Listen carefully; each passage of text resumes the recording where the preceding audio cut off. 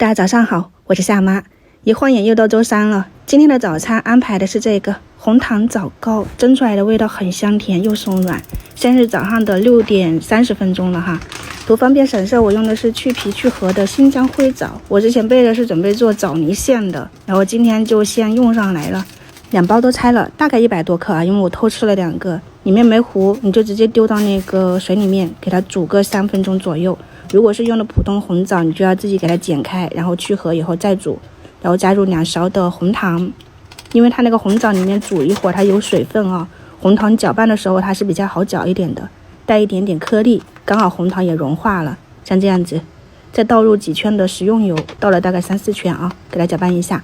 家里面的食用油就是玉米油啊、豆油都可以，加的油就是温热的状态，这个时候就可以打入2个鸡蛋，给它混合均匀。这太小了，我换了一个大一点的盆子，用打蛋器混合一下，再加入4勺的面粉，就同一个勺子，你就是红糖的量哈，多1倍就可以了。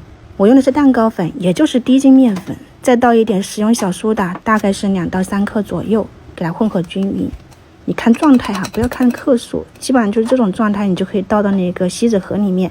没有锡纸盒，用一个碗啊，或者是用一个那种纸杯都可以，下面一定要抹油，然后刮平整，点缀一下。这个就是枣糕，上锅蒸，6点46分上锅的，蒸到7点钟出锅，刚好15分钟。昨天晚上7月大当预约了一点白粥，我早上起来切了一个嫩玉米放进去，给它煮熟，煮了一个玉米粥。红枣水里面可以放点苹果啊、梨子啊啥的，再放一点点红糖、生姜，一点枸杞，就可以直接喝，也挺好的。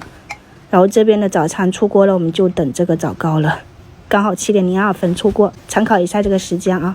蒸出来的枣糕好香啊，你们可以去尝试一下哈。反正我的时间是蒸了15分钟，出锅就是这个状态。然后下面你看很好脱模的，你一定要抹油啊。